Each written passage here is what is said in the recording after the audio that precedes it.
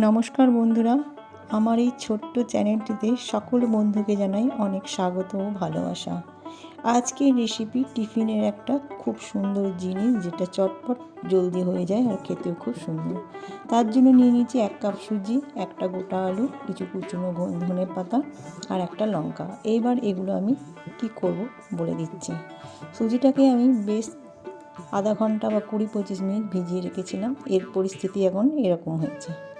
এরপর এর মধ্যে আমি দিয়ে দিয়েছি কুচনো ধনেপাতা। আর সুজিটার মাপটা বলি, 1 কাপ সুজিতে 1 কাপই জল।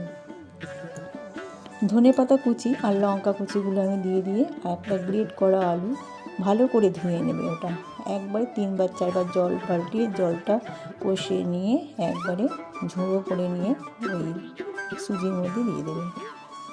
এরপর এটার মধ্যে আমি দিয়ে দেবো পরিমাণ মতো লবণ, আর দিয়ে দেবো পরিমাণ মতো একটু গোলমরিচের গুঁড়ো, আর একটু জিরে গুঁড়ো দিয়ে দিচ্ছি, আর পরিমাণ মতো দিয়ে দেবো একটু হলুদ। এরপর এটাকে বেশ করে ফেটিয়ে নেব। ভালো করে এটাকে ফেটিয়ে নেবে তোমরা মিনিট 2-3 ধরে। এটা আমার ফাটানো হয়ে গেছে বেশ ভালো করে। এরপর আমি লাস্টে দিয়ে দিলাম একটু বেকিং সোডা। তোমরা চাইলে এটাকে ইনোও দিতে পারো, ইনো দিলে বেশি ভালো হয়, তবে আমার কাছে ইনো ছিল না বলে দিইনি। এদিকে কড়াইয়ে গরম করতে দিয়েছি, ওর মধ্যে দিয়ে দিলাম গোটা কালো সর্ষে ফোড়ন। এরপর আমি ওই ফাটানো জিনিসটা সুজিটা দিয়ে দিলাম কড়াইয়ের মধ্যে। তোমরা চাইলে একটু ঢাকা চাপা দিয়ে রাখবে 1 সেকেন্ড 2 সেকেন্ড মতো, তারপর দেখবে ভালো করে ফুলে যাবে। আমি একটু ঢাকা দিয়ে রাখলাম। ঢাকা দিয়ে রেখে এরপর এটাকে এপিট ওপিট করে ভালোভাবে ভেজে নেব।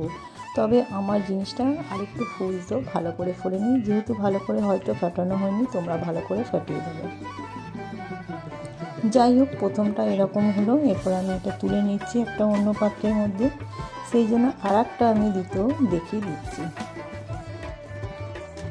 এটা এইভাবে ঠিক একইভাবে করছি, কিন্তু এটা আরেকটু বেশি ভালো হয়েছিল, খেতে অসাধারণ হয়েছিল। তোমাদের কি বলবো, চটপট বাচ্চাদের জন্য বানিয়ে নাও, আর হাতে সময় না থাকলে অবশ্যই এটা তৈরি করে নাও।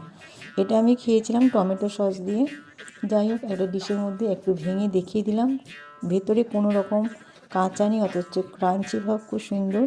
এমনি শুধুও খাওয়া যায়, তবে সস দিয়ে খেলে বেশি ভালো লাগে। ভিডিওটি কেমন লাগলো আর রেসিপিটিও কেমন লাগলো অবশ্যই কমেন্ট করে জানিও। ভালো থেকো, সুস্থ থেকো, আর আমার পাশে থেকো।